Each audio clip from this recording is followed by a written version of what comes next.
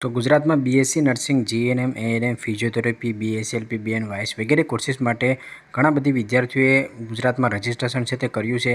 રજિસ્ટ્રેશનની process પૂર્ણ થઈ ગયા બાદ તમારે કોલેજ પસંદગી માટેના રાઉન્ડની જાહેરાત છે તે કરવામાં આવતી હોય છે.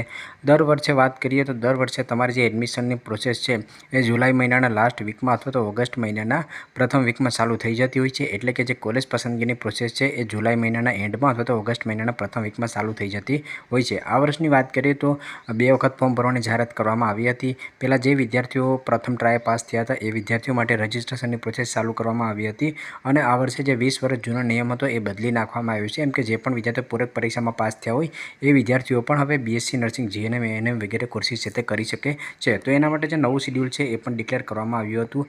તો એને ફોર્મ ભરવાની છેલ્લી તારીખ છે 2 ઓગસ્ટ હતી કે 2 ઓગસ્ટ સુધી તમે હેલ્પ સેન્ટરમાં વેરિફિકેશન છે તે કરી શકતા હતા. તો ત્યાર પછી જે પણ વિદ્યાર્થીઓએ પહેલાં ફોર્મ ભરેલું છે અને પૂરક પરીક્ષા પાસ કર્યા પછી જે વિદ્યાર્થીઓએ ફોર્મ ભર્યું છે એ વિદ્યાર્થીઓ માટેને એક કોમન પ્રશ્ન વધારે પડતો ઇન્સ્ટાગ્રામ પેજમાં આવતો હોય છે કે સર મેરિટ લિસ્ટ છે તે ક્યારે આવશે. મેં અગાઉ પણ મેરિટ લિસ્ટ ઉપર એક વિડીયો બનાવ્યો હતો. એમાં તમને સ્પષ્ટ કહ્યું હતું કે પેરામેડિકલમાં મેરિટ લિસ્ટ માટે કોઈ પણ ડેટ છે તે ફિક્સ હોતી નથી.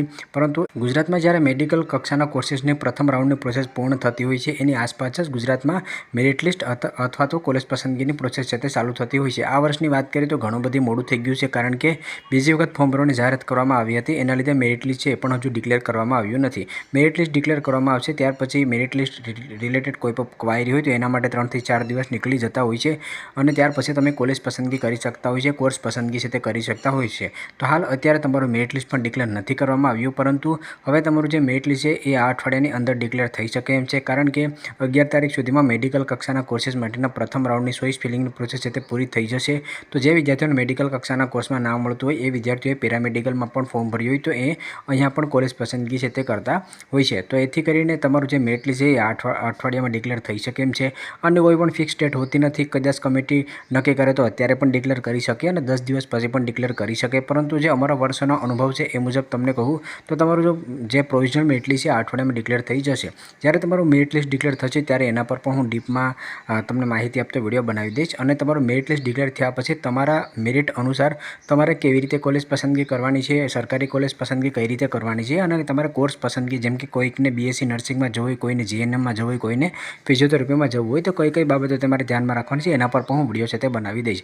જે ડેઇલી અગત્યનો અપડેટ હોય છે ઇન્સ્ટાગ્રામ પેજમાં અને વોટ્સઅપ ગ્રુપમાં નાખતો હોઉં છું તો એમાં પણ જોઈન કરી લેજો અને આગળ જેવી કોઈ અપડેટ આવશે એટલે 100% હું તમને વોટ્સઅપ ગ્રુપમાં, ઇન્સ્ટાગ્રામ પેજમાં અને યુટ્યુબ આપો અપડેટ છે તે આપી દઈશ. તો જે પણ તમારો કોમન પ્રશ્ન છે કે મેરિટ લિસ્ટ ક્યારે આવશે તો એના માટે તમે લોકો વેઇટ કરો અને જે પણ વિદ્યાર્થીઓનો બીજા કાંઈ પણ પ્રશ્ન હશે તો એ જ્યારે મેરિટ લિસ્ટ આવશે ત્યારે એમાં હું તમને જવાબ છે તે આપી દઈશ. જો તમને આ વિડીયો પસંદ આવે તો લાઇક કરજો અને ચેનલમાં ન હોય તો ચેનલને સબસ્ક્રાઈબર કરવાનું ભૂલશો નહીં.